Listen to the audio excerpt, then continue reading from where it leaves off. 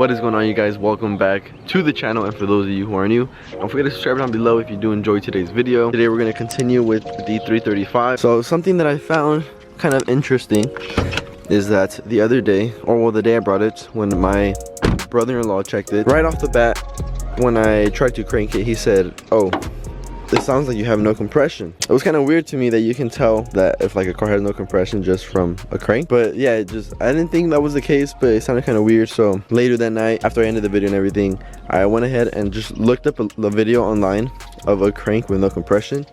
And there was literally a video of a guy that said he had zero compression in every single cylinder, and the crank sounded exactly like mine. So yeah, I'm gonna go ahead and crank it up for you guys right now, just so you guys can hear what it sounds like. I think I'm gonna go ahead and do a compression test today.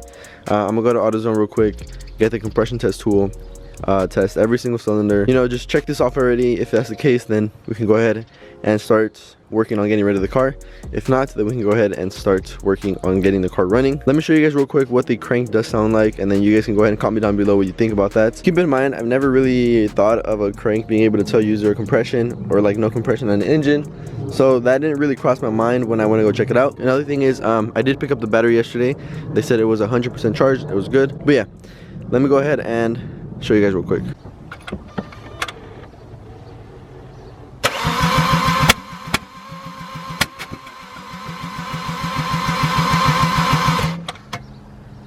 Alright, so you guys just heard it. I actually didn't hear those like pops before. Not too sure exactly what that could be. I couldn't really hear it too good from the actual driver's seat. But you guys can hear that surging sound when it's like cranking.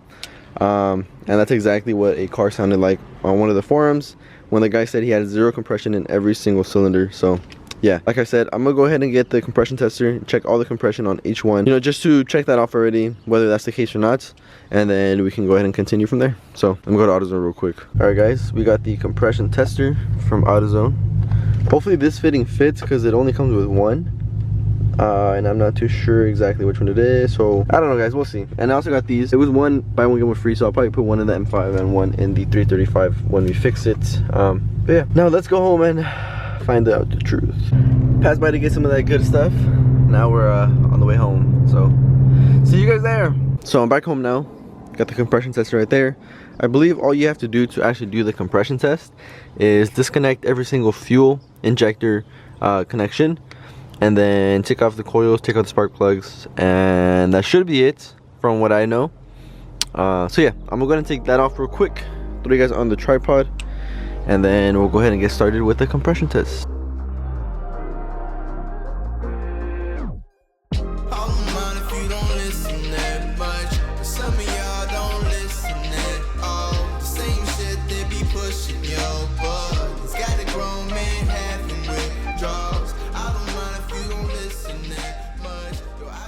Alright, so all the coils came off fine except for one of them, which I think this is a Delphi coil, or definitely replica, I don't know, but I think Delphis are known for this to happen, so it sucks. And this is literally the only coil like this. All the other ones are like the Bosch style, just like all black. So let me see what I can do. Alright guys, so I haven't really been able to do much. I don't know if you guys can really see in there, but it's kind of just tearing apart. So what I'm gonna do is I'm gonna try to tear apart the whole coil that's in there, and either try to vacuum it out or get an air compressor and throw air in there and try to like make them like fly out. That way obviously when I take out the spark plug, nothing falls into the actual cylinder. So there's no point of me just showing you guys like me picking at it. So yeah, I'm not gonna show this on a time lapse this or anything, but I'll let you guys know once I finish this. And I finally picked up a spark plug socket. I couldn't find one anywhere. Finally an AutoZone had it, but I had to get an 18 and a 14 unfortunately, but I mean it's cool. Anyways, I will get back to you guys once I finally finish this thing. All right guys, so we started around like 11 or 12 in the morning. It is now 7:21, and this was the final piece that was stuck in there. We finally got it out. So if we look at the spark plug here, pretty much the bottom half of the coil got stuck, which would be like this. But since I was picking, like a piece of it actually got stuck on the actual like thread, not thread, but like the nut part that you unscrew. So it was a pain to get it out, but finally with these like pick tools, I was finally able to get it out, and like my dad was helping me and stuff too. So thankfully that's out. This thing is what caused me like 7 hours of my work, or of my time. But yeah, so it was this one right here. that's all good now. So I was like picking at this and using an air blower, a compressor, to kind of like blow the air out. And then these three are already off, but they were covered with the towel. I just uncovered it. Now to the actual scary parts.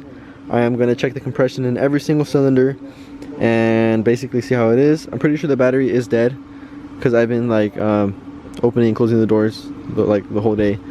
So yeah, the battery might be dead, so I'm gonna plug in my dad's jump starter and do every single cylinder compression test, and we'll see how it goes. I'm gonna go ahead and set up the tripod and point it at the compression tester, which is right there, that I got from O'Reilly's because the one from AutoZone didn't actually fit. So yeah, now to see if we got a bad engine, let's get to it. Now real quick, I did mention that I was gonna unplug every single injector. Another thing you can do is actually come over here.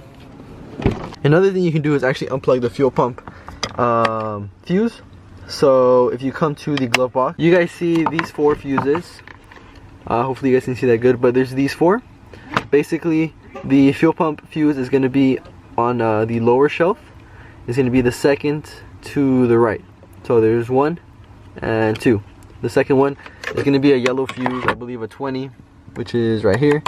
So yeah, you can just unplug that fuse and you should be good. Alright, so I'll be using one of these jump starters to go ahead and jump start it from here, just to make sure it has the power. That way it can do, I believe it's like 6 or 7 surges. It needs a crank. I was watching I think it's Vehicular DIY's video. So yeah, let me go ahead and do this real quick and then we'll go ahead and test cylinder 1. Alright, so this is cylinder 1.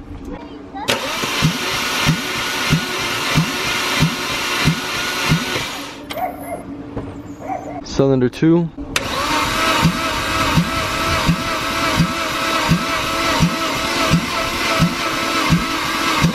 Cylinder 3.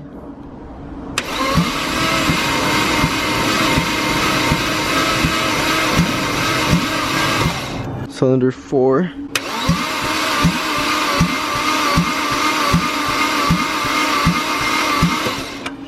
Cylinder 5.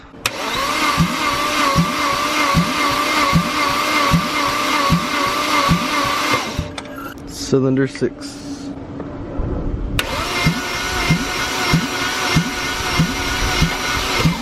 Alright guys, so as you saw from the last clip, we got 0 compression on every single cylinder, which obviously means the engine is done. So I just cleaned around a little bit, put everything back on together. You guys can see it looks a lot nicer. And yeah, car is going back up for sale. Unfortunately, it wasn't a very long build series, but I plan on getting another one on the channel very, very soon. I also went ahead and fixed the headlights because they were like falling off. I'm pretty sure you guys saw from one of the clips. Now that looks super nice, way better. But yeah, unfortunately, this is going to be the end of this little build that we were doing. Sucks, the car was super clean. It was pretty nice. But so yeah, that sucks, but at least we still got this thing. Alright, so as you guys saw, we did get 0 compression in every single cylinder.